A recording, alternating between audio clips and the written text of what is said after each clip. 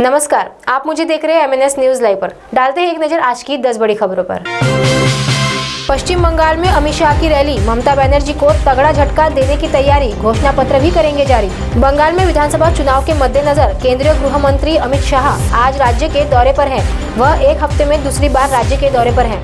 वह मेदिनीपुर जिले के एगरा में ली को संबोधित करेंगी। ममता बनर्जी के करीबी शीर्ष अधिकारी भाजपा का दामन थाम सकते हैं। परमबीर सिंह के आरोप से गरमाई महाराष्ट्र की सियासत, शरद पवार ने 2 बड़े नेताओं को दिल्ली बुलाया। सीएम उद्धव ठाकरे को लिखी गई परमबीर सिंह की चिट्ठी के बाद सियासत तेज हो गई है। चिट्ठी में एनसीपी नेता और गृह मंत्री अनिल देशमुख पर सचिन वाझे से वसूली करवाने का आरोप है। इन आरोपों के बाद अनिल देशमुख पर इस्तीफे का दबाव बन गया है। देश में फिर तेजी से बढ़ रहा कोरोना, 24 घंटे में आए 43,000 से ज्यादा मामले। देश में एक बार फिर तेजी से बढ़ रहा कोरोना संक्रमण। बीते 24 घंटे में आए कोरोना वायरस संक्रमण के 43,000 से ज्यादा नए मामले। इस दौरान करीब 200 लोगों की हो गई है मौत। महाराष्ट्र समेत 8 राज्यों में बढ़ रहे केस।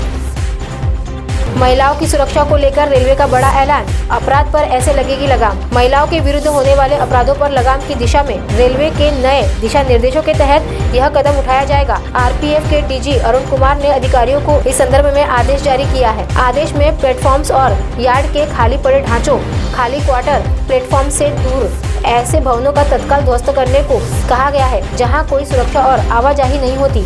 जब तक इन्हें ध्वस्त नहीं किया जाए तब तक नियमित तौर पर ड्यूटी स्टाफ उन जगहों की निगरानी करता रहेगा। कानपुर देहात में आरोपी को पकड़ने गई पुलिस टीम पर पथराव, चौकी इंचार्ज कांस्टेबल और महिला घायल। भीखदेव निवासी अजमत की पत्नी शाह बेगम ने करीब 2 वर्ष पूर्व दहेज उत्पीड़न का मुकदमा पति व आरोपी ससुर रफीक उर्फ हक्कर के खिलाफ दर्ज कराया था। मामले में आरोपी ससुर की गिरफ्तारी न होने व धमकाने की बात शाह बेगम ने कही थी। मध्य प्रदेश के कई शहरों में लॉकडाउन, महाराष्ट्र में नई गाइडलाइंस जारी। देश में कोरोना वायरस के मामले पिछले साल की तरह एक बार फिर तेजी से बढ़ रहे हैं। इस बीच महाराष्ट्र, तमिलनाडु, पंजाब, दिल्ली, गुजरात, कर्नाटक और हरियाणा में कोरोना के नए मामलों ने सरकार की टेंशन बढ़ा दी है।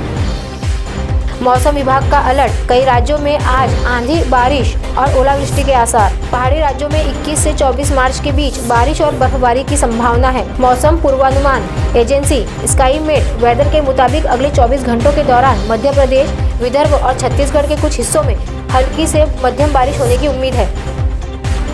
इकोनॉमी में कर्ज से निपटने की क्षमता, अभी डीजीपी के मुकाबले कर्ज का स्तर 90%, 5 वर्षों में 85% आएगा। आरबीआई ने कहा कि कोरोना के काल में दूसरे विकासशील देशों ने भी बड़े पैमाने पर कर्ज लिया है, लेकिन दूसरे देशों के मुकाबले भारत बेहतर स्थिति में है। आरबीआई के मुताबिक देश बढ़ते वित्तीय बोझ को सहन करने में सक्षम है।